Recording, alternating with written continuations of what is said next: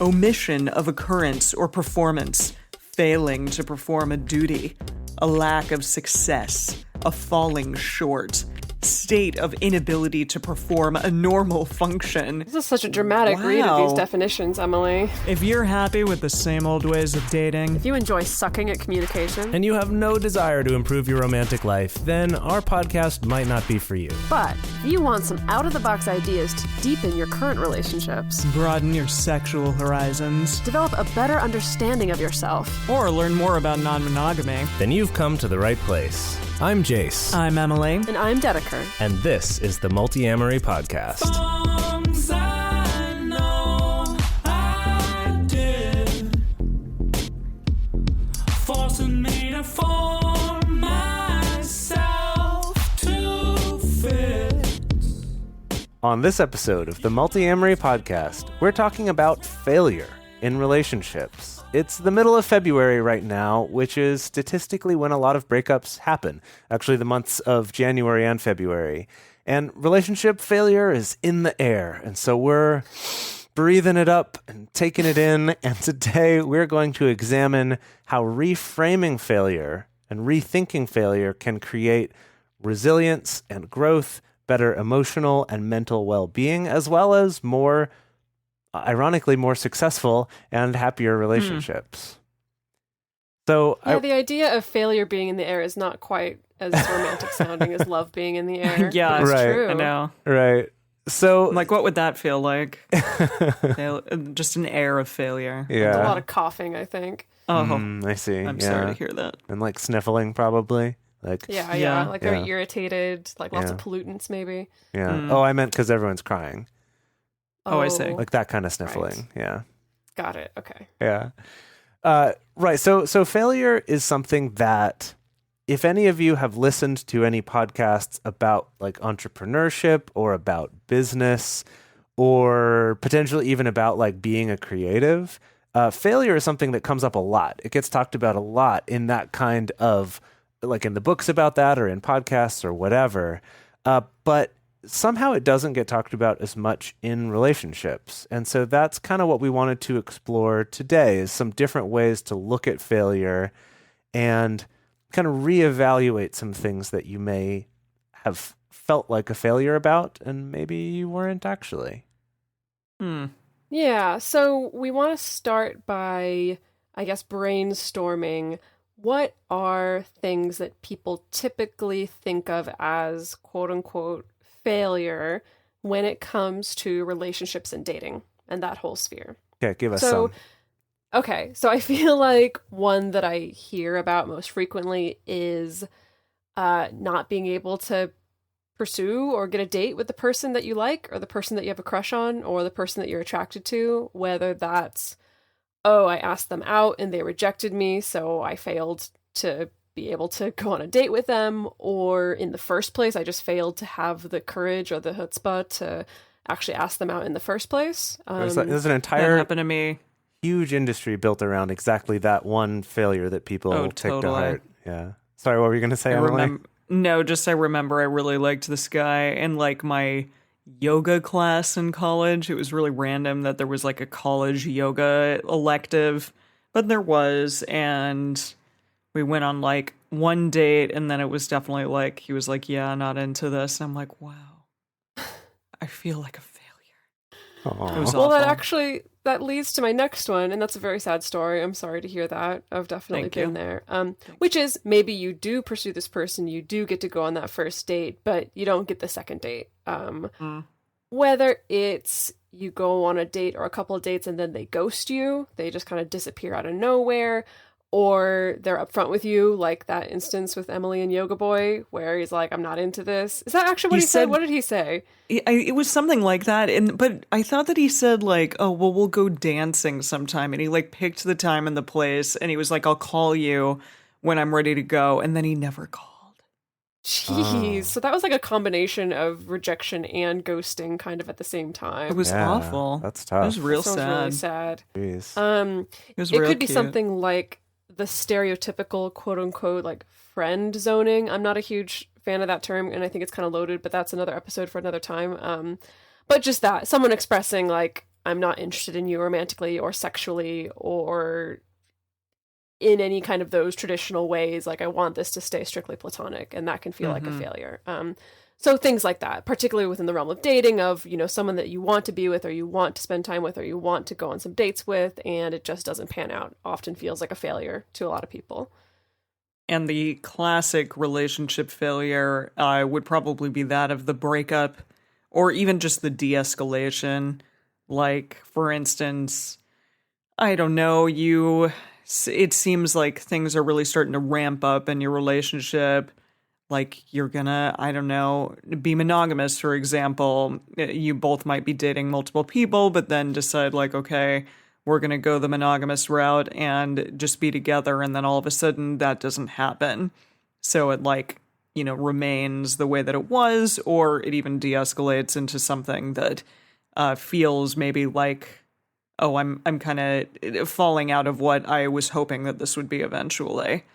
Another one, obviously, is not getting married or not really hitting traditional milestones.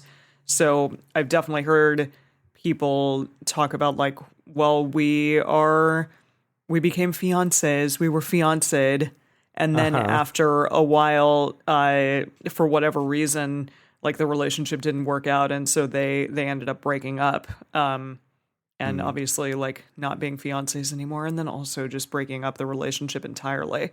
Also, that idea of moving out, that can feel like a failure hugely, obviously. That, like, you've been with this person for a long time, you felt like the relationship escalator was going up, and like you were getting to the next step, and then you ended up moving out from one another, and then the relationship, you know, is over and done with.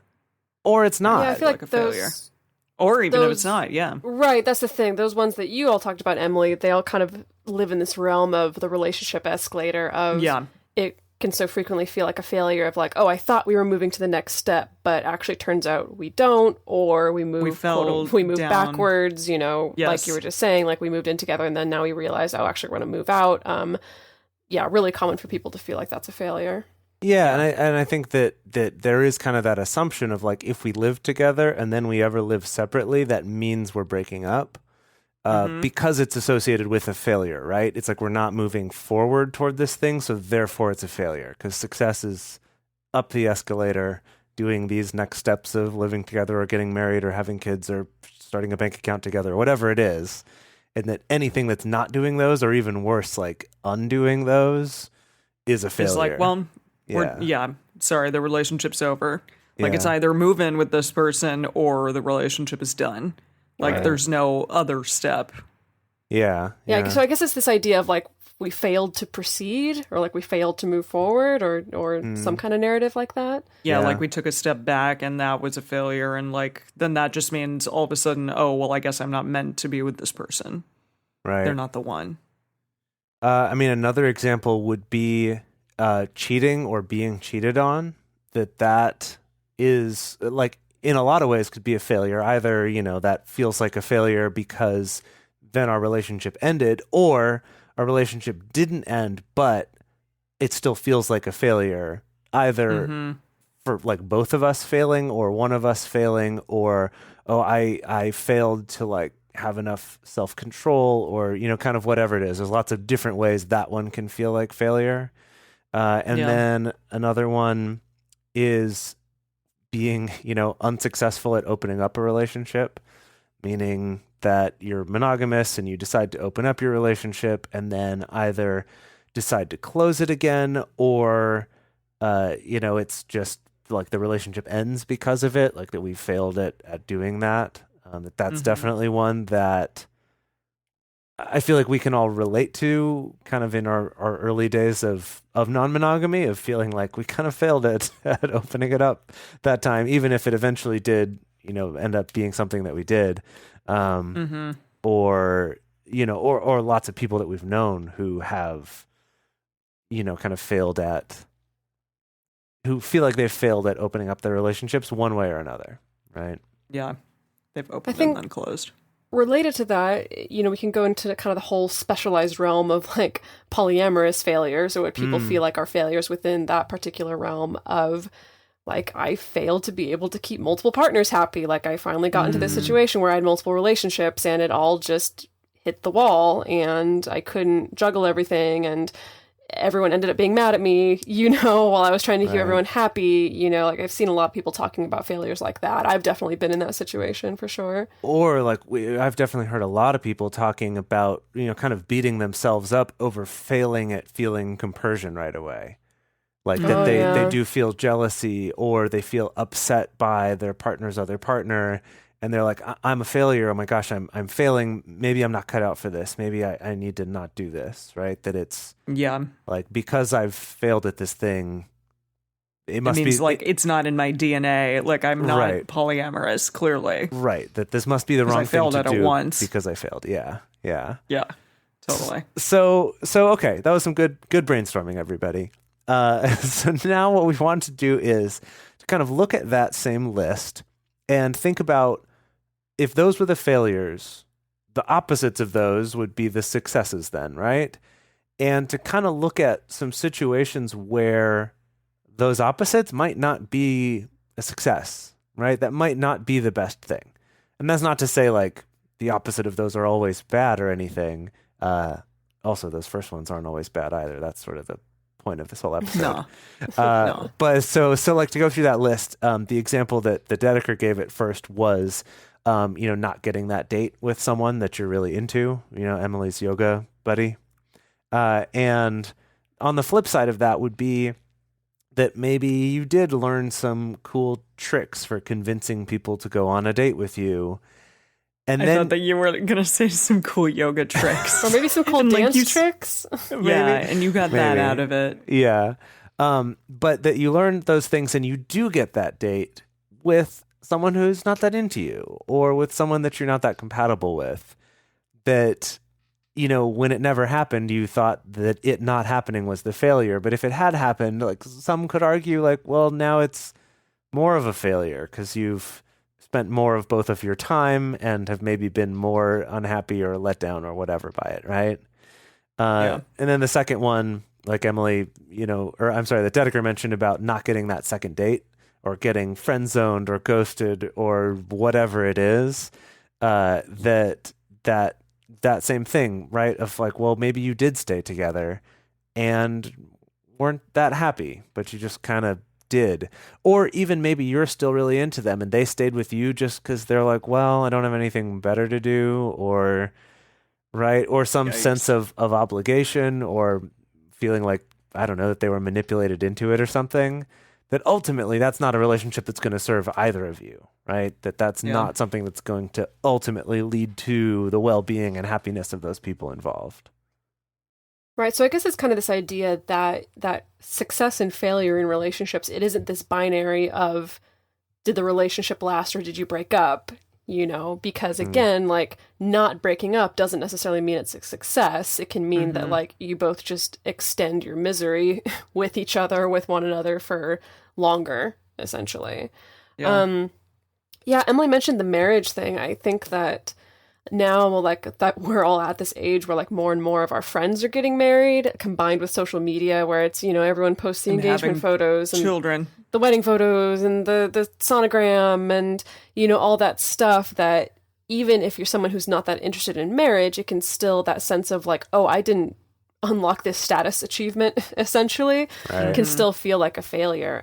However, if we're looking at the inverse of that, of like, well, what's the success? And while there's a lot of people who, of course, are very successfully and happily married, sometimes if you kind of go after something like marriage or some other kind of traditional milestone just out of avoiding failure, you can be stuck with just a complicated relationship where now you're dealing with also the financial and legal entanglements of marriage.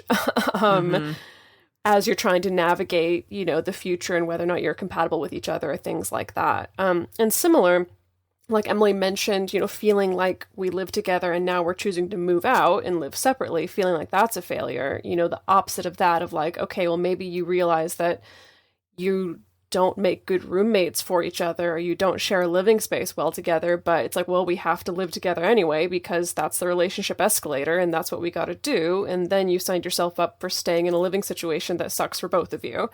Yeah. you know, where maybe you're both driving each other up the wall because your cleanliness standards are just mismatched, or just the kind of space that you want to have is just mismatched. And now you've just, you know, the quote unquote success is just needing to tough out living with a bad roommate, essentially, even if it's a bad roommate that you also love very much.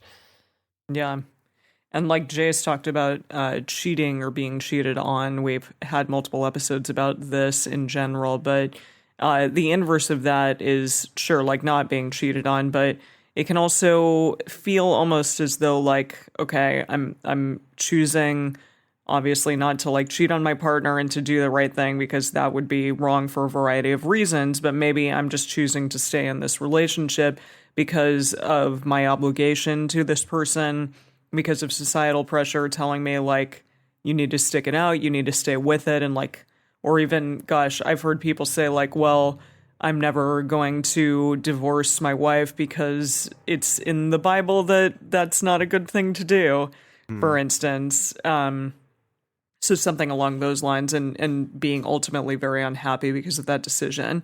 Which is, I'm sorry to interject, but it's Please. just like, I don't know. I always felt like fueling a relationship by like, well, I'm with you because the Bible says that I need to be with you, or I'm Hey, with I wouldn't you. know very much about this. Y'all I can know, like take I know, that I know. one. But it's not just that. It's also, it could be like, I'm staying with you because I feel obligated to, even though like maybe I took a vow.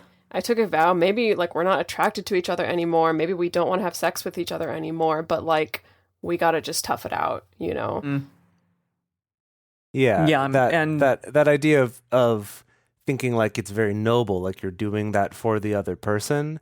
And when you flip that around on the other side, I'm myself. like, I don't love the idea of being in a relationship for 20, 30, 40, 50 years with someone who was with me because they felt like they had to be.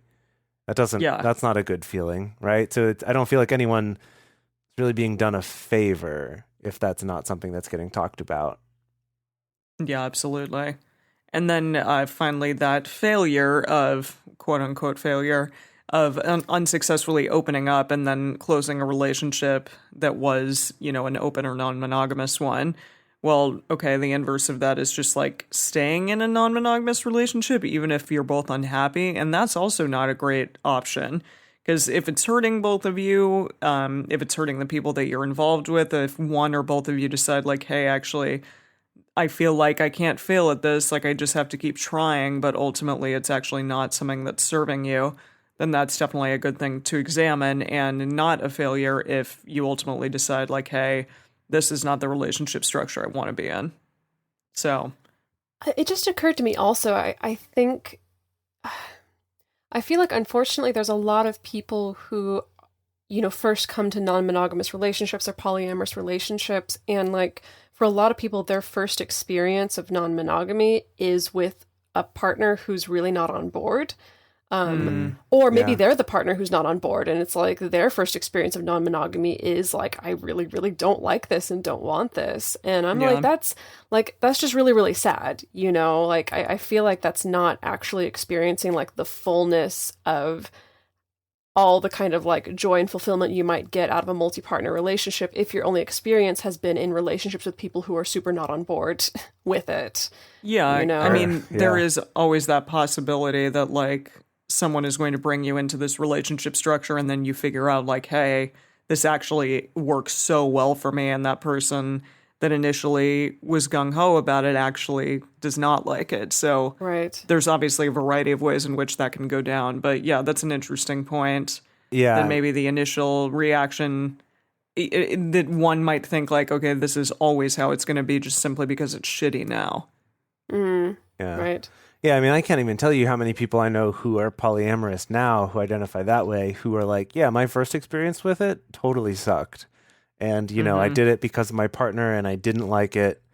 But something about it made enough sense that then when I tried it again later, it worked and it made sense. And I was with someone that it worked better with. So yeah. It is an interesting thing how that, like in the micro, I guess, in like the zoomed in view, that can seem like this failure, but when you zoom out a little bit, it might not. Yeah. Right. Yeah, that's interesting. So, okay, with all of this, we were interested to see what the dictionary had to say about the word failure. Because again, it's like, okay, just kind of this ambiguous thing, like what is failure actually? So we consulted 2 dictionaries, the Cambridge and the Merriam-Webster. So we're going to give you those Webster. Yeah, we're going to give you those definitions right now. So the Cambridge Dictionary says that failure is the fact of not doing something you should have done, the fact of something not working as it should, lack of success in doing something. Okay, that's interesting. Uh-huh. A lot of facts and shoulds. Yeah. Okay, so the Merriam-Webster says omission of occurrence or performance, failing to perform a duty, a lack of success, a falling short, state of inability to perform a normal function. This is such a dramatic read Wow. of I these know. definitions, I was Emily. just going to say, I love that Emily manages to read the dictionary like it's a romance novel or something. Like it's... I don't know if that love was my that. romantic voice. I think that was my, like, aghast voice. That was definitely some drama voice for sure, if I've ever heard It felt give you very that. sultry to me. I don't know. That was Really? That was oh, what I can go got way more from it. sultry than that. Well, mister. okay. Well, all right. Sorry. We believe you.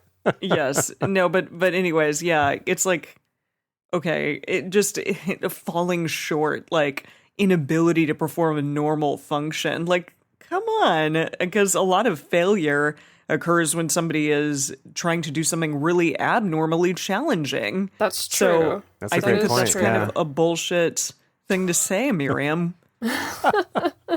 Merriam and or Webster. Yeah. You know which one of you it was. Yeah, the thing that really stuck out to me when we were looking up these definitions is just that they all kind of suck.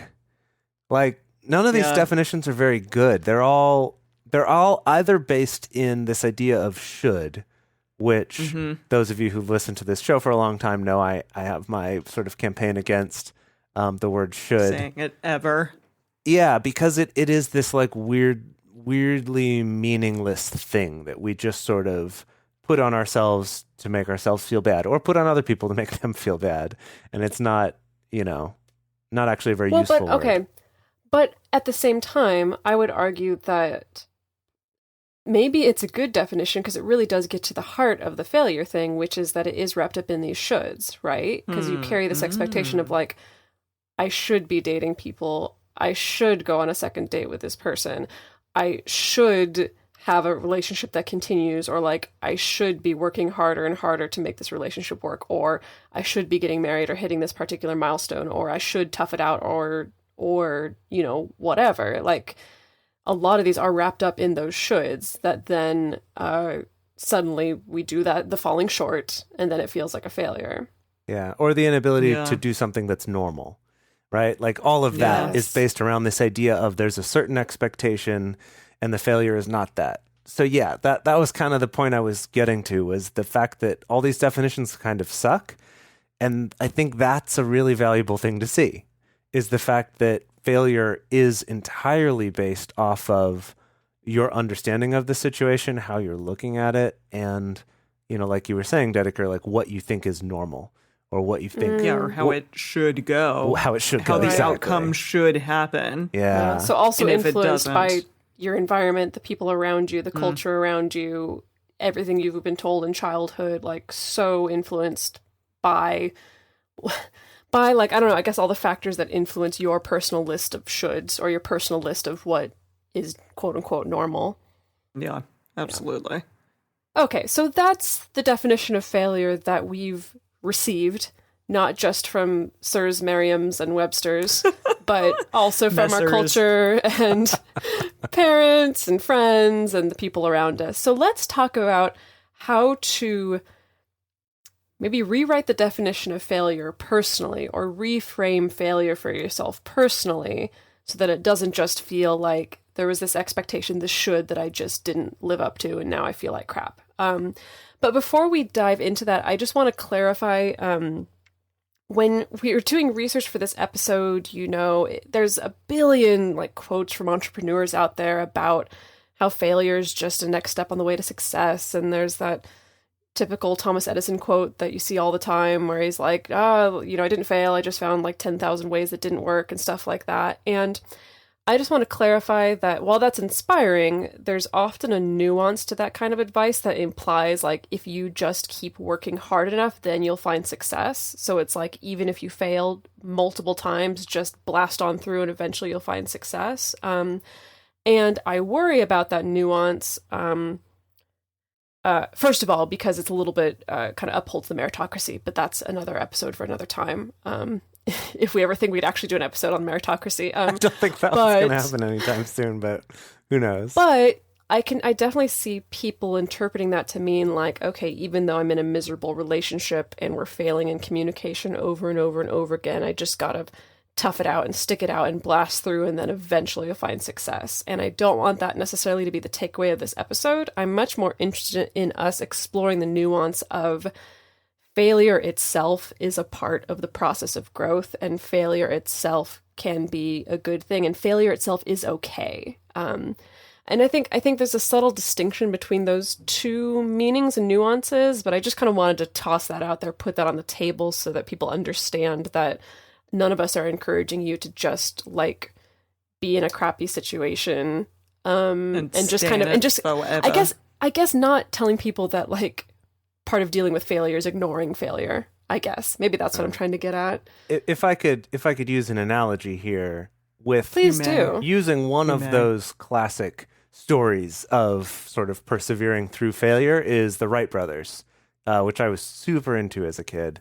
But that they had tons and tons and tons of attempts to get a heavier than aircraft to fly before they finally achieved it, right? I mean, an airplane. They had lots of attempts at this, and it would be like if you said, oh, you just got to like keep persevering through failure. It would be like they built their first prototype and it crashed, and then they just kept building that same prototype over again and crashing it over and over again. That's not how they got to success. What they did is that every single time they failed, they learned something from it. And instead of saying like, well, that failed, so I guess flying's not the right thing for us to do, it was, okay, what can we learn from that? Let's try something a little bit different. What did we learn from that? What went well? What didn't, right? Until they eventually made an airplane. And now Dedeker gets to fly to Japan and Singapore and places like that. I literally was just going to say that too. I was like, and now Dedeker just got to Singapore from Japan like yesterday. Yeah. There it is. Because of those. Thank you, Wright brothers. Yeah. That was not where I was expecting this episode to go, but It's fine. We're just like talking about how much you travel and fly. yeah. Yeah. Well, okay, but let's talk about that attitude shift, essentially, of shifting from like just kind of powering through failure or ignoring failure or slipping into crippling depression because of failure and into failure being this creative and generative thing. Mm-hmm. So we've talked a lot on this podcast about resilience in a variety of forms, but definitely this is a thing when dealing with failure that somebody should kind of learn to cultivate within themselves. So, and often failure itself can cultivate absolutely resiliency. Yeah. I mean, it is like kind of a choice, in my opinion, to become resilient and understanding that like your life is going to be full of failure and that's just the way that it's going to go. And you can accept that and move past it, or to go in the opposite direction and just constantly, I guess, like berate oneself and feel awful about those failures that occur, that will inevitably occur in one's life. So let's talk about resilience. Okay. A resilient person will work through challenges by using personal resources, strengths, and other positive capacities of psychological capital, such as hope, optimism, and self-efficacy. Love me some self-efficacy. Yeah, Dedeker, why don't you blow out what self-efficacy is? Blow out like out out of your mouth hole. No. Jeez. Tell us what that is. Give us a little old definition. Well, with that intro, self-efficacy, I wrote about it a bunch in my book. It's this idea of it always makes me think of the Si Se Puede, or like the Obama campaign, the Yes We Can. It's this idea of like kind of like this self belief in like self-determination that like you can do something, and it's backed by research that if you head into a task or learning a new skill believing that you cannot actually learn that skill, it does actually affect whether or not you learn that skill, it turns out. And if you head into it believing that you can learn that skill, you're much more likely to not only have a better time learning, but also you actually are more likely to have success actually learning that skill. That's awesome. So that's self-efficacy, which is definitely a hallmark of someone who has high resiliency. Yeah, absolutely. And if you overcome a crisis by being a resilient person, that is often described as like as bouncing back. Like, okay, I bounced back from a failure, or you bounce back to like a normal state of functioning after maybe being kind of down in the dumps about something that happened, but you bounce back and you're better than ever. And also being resilient, like you said about self-efficacy, it is like positively associated with happiness. So if you are a more resilient person, then most likely you're also going to probably overall be a happier person as well. And I just want to clarify, though, that being resilient doesn't mean that like you're not sad or depressed or angry about setbacks in life. You know, it doesn't mean that something bad happens and you just immediately bounce back and you're super positive and super cheery and super smiling all the time. To share like a personal story of mine, you know, after I got out of this abusive relationship a number of years ago, and I was starting to like have, you know, all the normal, like, you know, stuff that you go through at the end of a relationship, you know, when you're recovering from the end of the relationship combined with PTSD as well. I had a conversation with our good friend, Jessica Graham, where we talked about resiliency, and I talked about the fact that I'm like, I don't feel very resilient at all. You know, I feel like I'm falling apart all the time. I feel like my emotions are out of control. Like I don't feel resilient. And she really argued that with me, saying like, no, you're extremely resilient because of the fact that it's like you're taking the time to talk about this, you're taking care of yourself, like you're going to therapy, you are like taking action to take care of yourself, and that's resilience. You know, just because you're sad or you're angry or depressed doesn't mean that you're not resilient. And that really helped. That conversation really helped for me to reframe the way that I felt about like both the failure of the relationship and my failure to like recover from it, or what I perceived to be a failure. So I just want to make sure people understand that like resiliency is the bouncing back effect, but it doesn't always look like, oh, I stopped crying and then I'm happy for the rest of my days, you know? Yeah. Yeah. It can look a variety of ways. That's a great story. Thank you. Yeah. Yeah, and this subject of resilience comes up a lot in the field of positive psychology, which we've talked about before on this show as well. And something that's important to note there is that positive psychology, contrary to popular belief, is not about being happy all the time. It's about well-being. And there's a subtle distinction there, or maybe a not so subtle distinction. But just the idea of like being happy all the time is absurd. Like that's not a real thing. Probably not going to happen. It's not going to happen. It's my just, opinion. It's just not going to happen. I think closely related to that, also being quote unquote successful all the time is also not going to happen. I love that. Yeah, absolutely. That success happens because of failures and because of learning fits from and them. Bursts. Right, that it's not just a state that I'm in all the time. In the same way that happiness isn't a state you can be in all the time, and just like literally you can't. It's just not, that's not how it works. If that's what you're aiming for, maybe reevaluate that a little bit and find some other metrics for how well your life is going, such as well-being, which is kind of this looking at like how fulfilled you feel by your life, the balance of positive and negative, what your self-opinion is of yourself, things like that. We talked about that more in previous episodes, but looking at resilience, there's a scientist named Angela Lee Duckworth. She has a great TED Talk about resilience. It's also like a 6-minute TED Talk too, so it's an easy one to, watch whenever. I was going to say, like, Can you do... I was going to say, like, watch while you're on the toilet. And I'm like, why did I think of that? Well, you did. I mean, your 6-minute toilet break. Yeah. Wow. There's a lot of gifs and gaffs on this.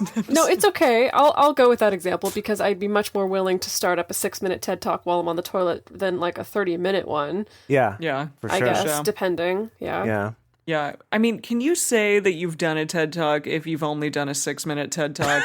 Oh my goodness. What? I'm just Wow. saying. Yes. I'm going to say Wow. yes. Of course you can. All Of right. course you can. And I This wouldn't even TED. call that a failure at all. I wasn't calling it a failure. I was just asking. I know. I asking was an just trying honest to make question. it relevant to the. Okay, never mind. Yes, thank you. All right, go on. so- About so- this 6-minute TED Talk. So Angela Lee Duckworth has done a lot of studies about resilience specifically, and her studies have tended to focus on school, like students in school, and also their success in careers a little bit. But basically finding that this quality of resilience, this quality of sticking things out when they're hard and working through challenges and not being completely discouraged by failures, that quality of resilience was actually more was a better indicator of how successful this person would be in a job or in their academic studies than other measures like IQ, which also, as a side note, goes to show why we should be using different metrics for getting people into college than standardized testing. But whatever, there's that. Amen to that.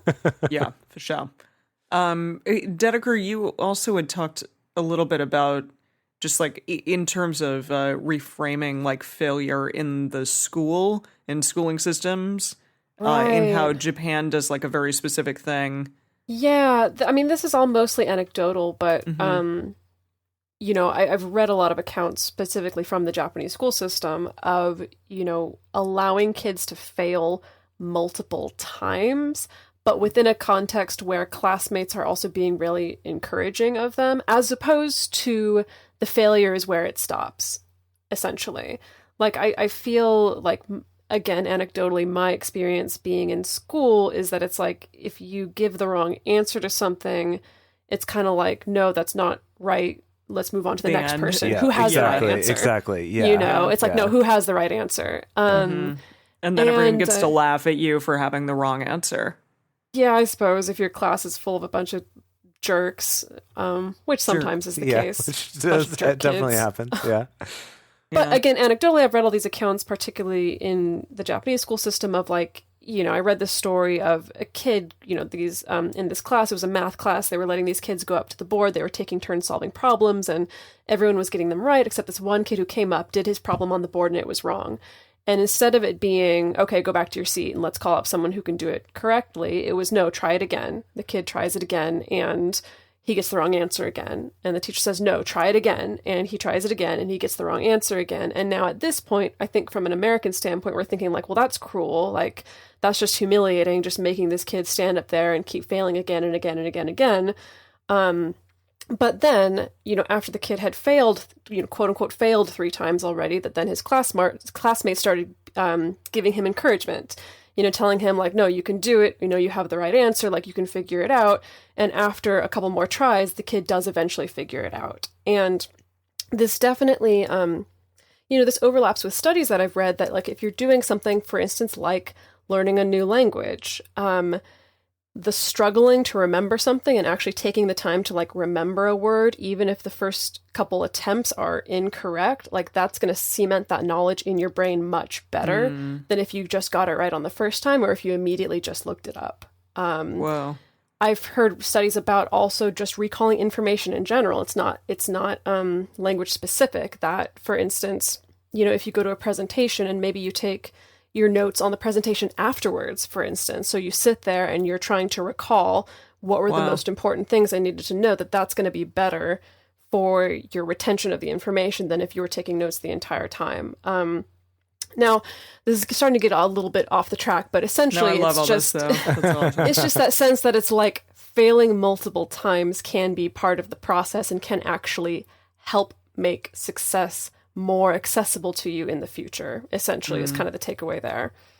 I'm going to resist so hard going on a tangent with you because I read a really cool other article about that with learning stuff, but we're not going to go there because that's not what this episode's about. But we are going to talk about developing resilience because by now you might be going, yes, that sounds great, but I don't have that. I'm a failure, and now we're back where we started. So the good news is that resilience is something that's learned. It's something that can be taught. It's something that we mostly learned unintentionally, right? By just picking it up from places. But it is something that we can be intentional about and trying to learn. So here are some examples, and these are pulled from a bunch of different sources that some are kind of about like things we can be teaching our children. Others are about what you can be doing in business. Others are kind of more geared around the arts. There's lots of different options. So I'm just going to go down this list here. So the first one is setting smaller goals, setting tiny goals that align with your values. And I think this one, when we think about it in terms of relationships, is like saying rather than my goal is to get married and have a white picket fence and these amount of kids and whatever, instead of that goal, my goal is I want to have a relationship where I feel safe to communicate honestly with my partner. Right. And then be like, okay, I feel like I have that. Now my next goal is I want to have a relationship where we're able to talk about, say, like sharing money in a very like frank and matter of fact way, while also having a relationship where we communicate honestly, right? Is finding these things that line up with your values. And we'll come back to that in a second. Second one is spending time on mindfulness. So this could look like a lot of different things. Like for Dedeker, she loves meditation. I really like journal writing. It's something Yoga. And like yoga, yeah, great example. Yoga or just boy. going for walks has actually been something I've been doing like during breaks at work. I'll like go for a walk to kind of be away from people and be moving, because for me that helps. And I just recently read this cool article, and I apologize that I don't remember the name of this professor who was talking about this, but she's pretty famous for writing and talking about mindfulness. And one of the things she talked about is that people have this mistaken idea that mindfulness is like a chore, that mindfulness is something that like takes a lot of energy and is draining. And she was making the argument that it's actually the opposite. She's saying like when you're on vacation and you paid a lot of money to have time where you're not having to work and you're just getting to enjoy stuff, that's an example of mindfulness. And that including mindfulness into our everyday is actually something that is energizing in a similar way, of like we get to kind of take this little mini vacation from our problems. Right, by being mindful rather than it being a chore and yet another thing on our to-do list. Oh, that's so interesting, because I never really thought about it that way, because it is so easy to frame mindfulness or even something like meditation as like the chore of I have to resist looking at my phone for 5 minutes, or the chore of I need to sit still for 5 minutes, or the chore of whatever, instead of framing it as like, this is like my mini vacation right now. This is like my little energy boost right now, even if it's just 5 minutes. I really like that. Yeah, that's great. And then going along with that mindfulness is the gratitude exercise that we talked about it in the positive psychology episode, maybe also in one other one, but it's the exercise of it's very simple. It's ending every single day, ideally writing this down, but you could also just kind of say this out loud to yourself or even just think it, is thinking of 3 things that happened today that you're grateful for and why you appreciate those. And it doesn't have to be like, I'm grateful that I have a house or something like that, but it's like, I'm grateful that, someone held the door open for me today, and that was really nice. It's like... there have been times that I've just written down, like, I saw a cute gecko. Right. on particularly bad days. Totally. And that by doing this, what you're really doing is you're training yourself, you're training that muscle that remembers the good things that happened, the things that worked out. Maybe you had like a really terrible meeting at the end of the day, and that's all you can think about at night. And then when you're doing this exercise, you think back and go, you know what, actually earlier in the day, I did this project at work, or I had this conversation with my partner that went really well and they really acknowledged me. I would have forgotten about that entirely. It would have gotten erased by this other bad thing that happened. And instead, I'm able to remember that, right? And this goes along with having this resilience of just seeing like, oh, right, there are positives here too. And so in a lot of the stuff that we were looking into, and we're going to go into more depth about like a specific exercise for doing this in a second, for building resilience about specific situations. But something that came up a lot was this idea of finding your purpose. And it tended to be tied to like the arts or jobs or things like that, of like if you find something that aligns with this higher purpose that you believe in, that'll help you be more resilient, right? It'll help you persevere through things because it's attached to something bigger than just yourself or just your whim right then. And I think that to go back to those examples about setting those tiny goals for your relationships rather than this big goal of like, I want this one particular life, right? Like, I want to have this closed triad with this type of people and it works this one particular way. And instead, going back and saying, like, looking at what are your values? Like, what are your points of integrity with relationships? And it reminded me of like Dedeker's exercise of writing a constitution for yourself, of like not describing what the other people are involved in the relationships, but what you are, like what you believe are the relationships you deserve to have, that you, believe you can have and that you won't accept less than. And starting from those, that having those beliefs and reminding yourself of those can inform your relationship decisions and your relationship goals, rather than just kind of taking on these sort of wholesale abstract goals because you saw it somewhere and it looked good, or you had this idea and it sounded cool. Wholesale goal. Well, I think, and I really like that because, having that kind of sense of purpose and that sense of like your core values, I know that having that can really immediately change the story around a relationship ending or around someone rejecting you. Yeah. Because if you know, like, well, I know I'm staying true to like what my purpose is or what my values are, and it's clear to me, like, clearly this person was not on board with my values, or this relationship was going to run counter to what it is that I want in relationships. And so it doesn't feel like a failure. It just feels like, okay, it's more of like maybe like a course correction or something like that really helps you to reframe that particular failure, I feel. Yeah, I like definitely. that. Yeah. All right, we're going to talk more about reframing. Yes. Are you ready for some writing homework? I mean, a super fun writing exercise? Yeah. I love writing. Reframing it not as homework, but as a super fun Exactly. exercise. Okay. Sure, so let's there's this do it. particular exercise for reframing failure and building resilience around failure that was created by Dr. Martin Seligman, who is often credited as like the father of positive psychology. What's funny is that woman I was talking about earlier who talked about mindfulness, she's often called the mother of positive psychology. So they were definitely very like much in cahoots.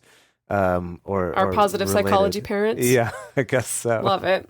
Did Love they work together ever? I'm sure that they interacted They can some. they can co-parent. Yeah. They don't. Okay. That's fine. They can co-parent however it is that they like.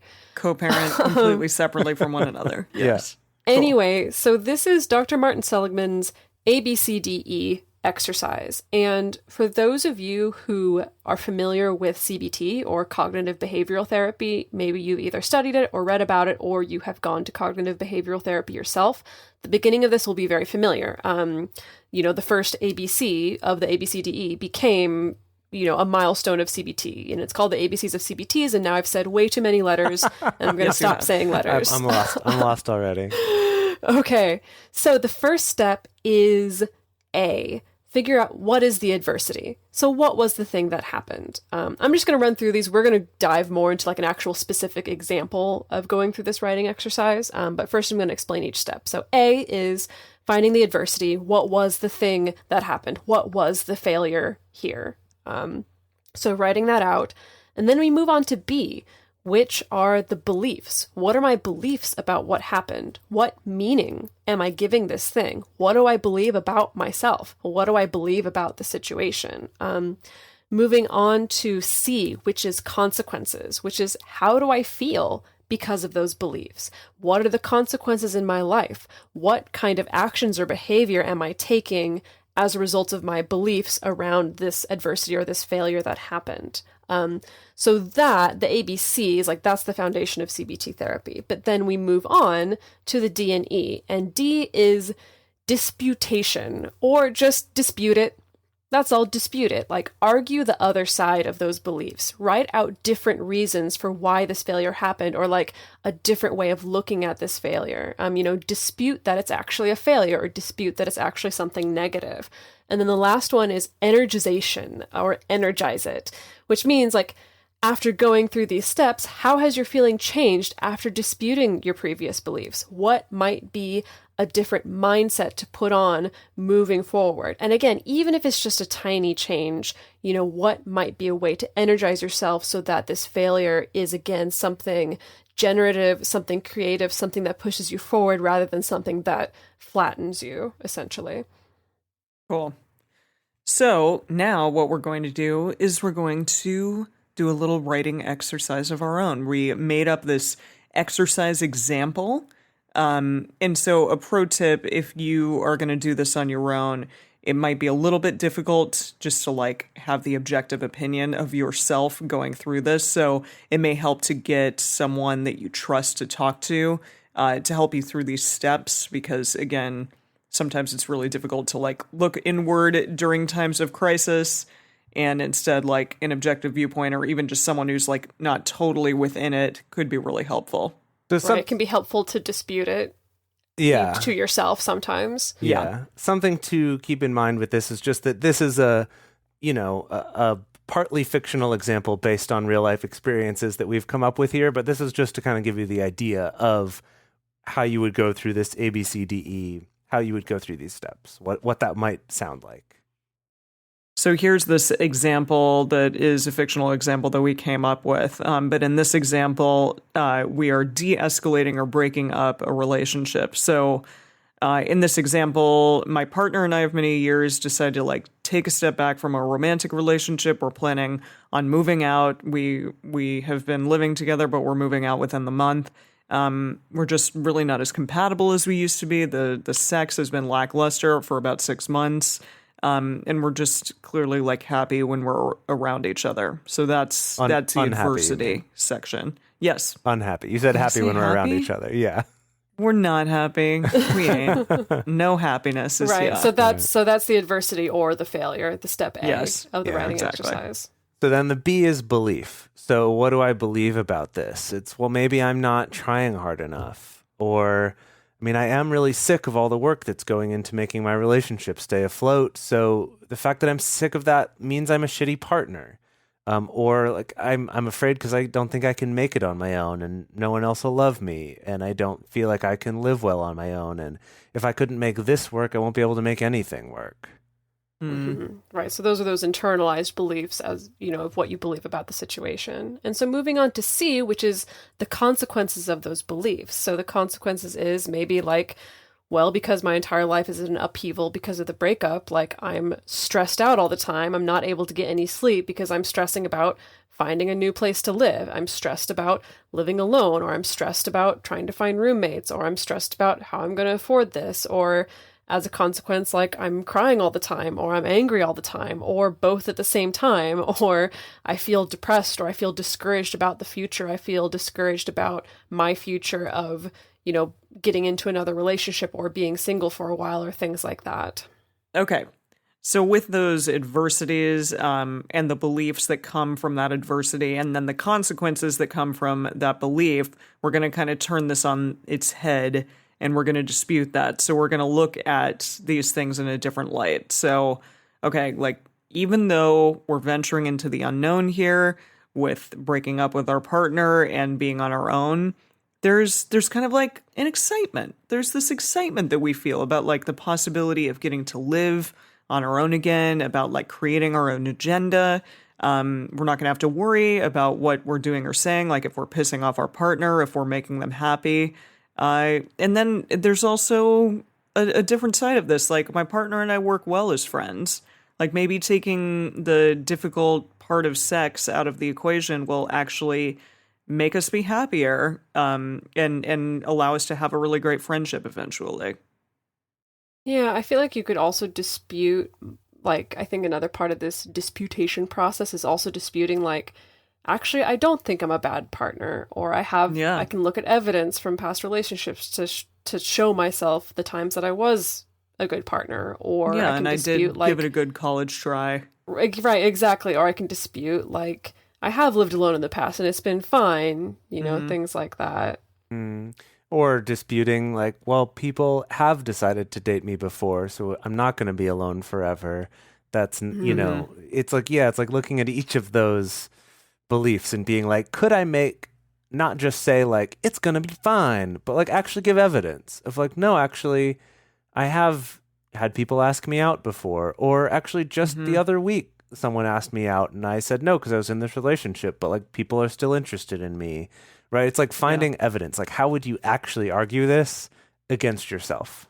Right? Like, how could you make a good case? It seems like a step that's also good to have someone else, again, that you trust, like someone else who's not just going to say, oh, whatever, you'll be fine, but will help you talk through this and will help bring up examples to actually dispute or kind of contradict like these negative beliefs that you're holding about the situation. Absolutely. I think that the power, though, is if you're the one disputing it. Like, I still love having that friend there who maybe reminds you of like, well, what about this? But then if you're the one yourself who's like, you're right, that's an example of how I am a good partner, or that's an example of how I can find love or do well on my own or whatever. Yeah.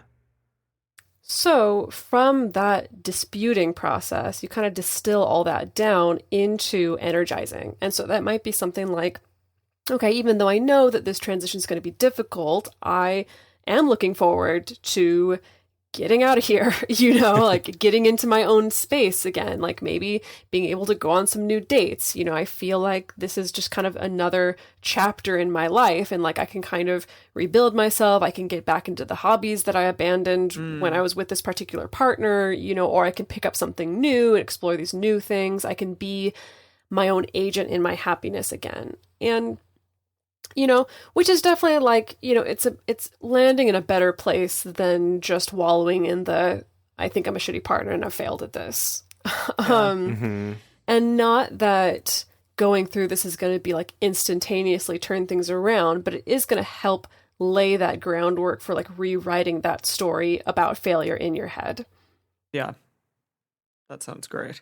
Yeah, and I think this last step of the energize, of like writing about how you feel different now after disputing this, is the one that I think it's easy to kind of take issue with and be like, sure, and the examples everyone's like, and now I feel so great.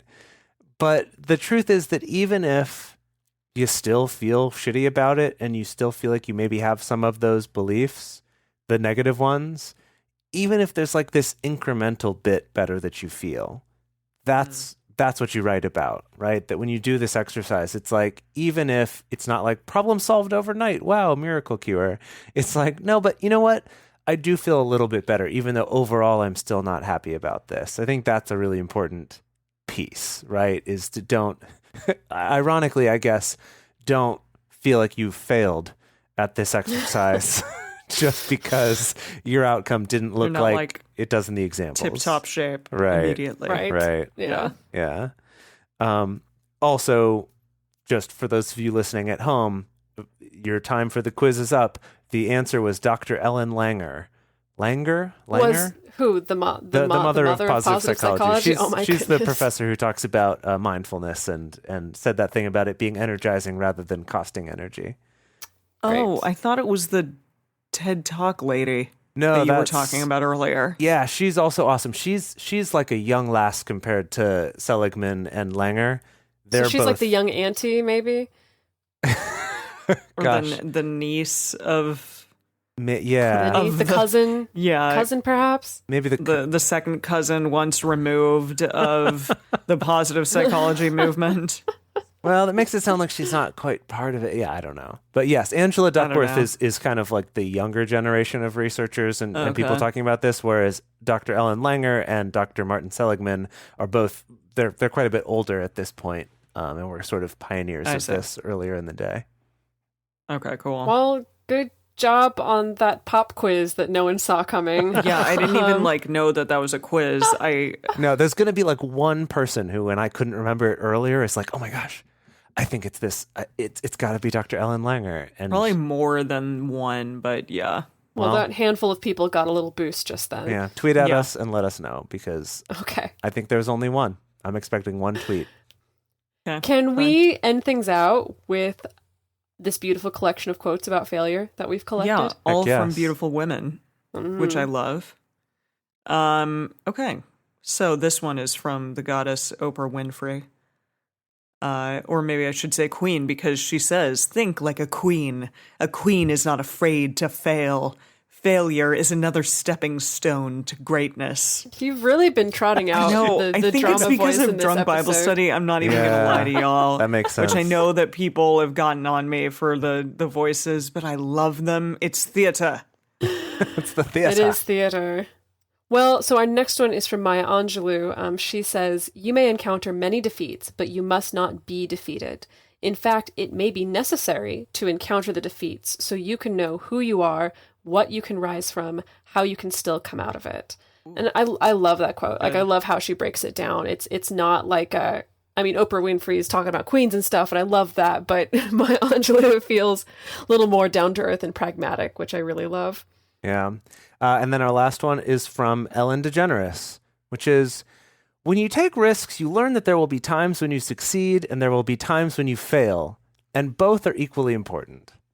I love that. Thanks, Just Ellen. the Thanks. idea that it's not like you'd have to put up with the failures to get to success. It's like, no, both of these are equally important in terms of your growth and your success. I think that's really cool. Wow. Well, I love all that.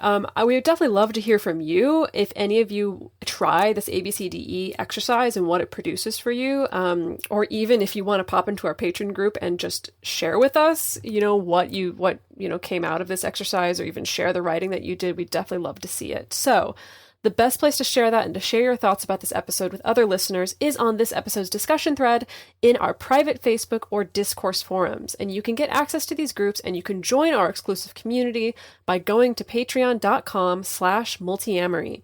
In addition, you can share with us publicly on Twitter, Facebook, or Instagram. You can email us at info@multiamory.com. You can leave us a voicemail at 678-MULTI-05. Or you can leave us a voice message on Facebook.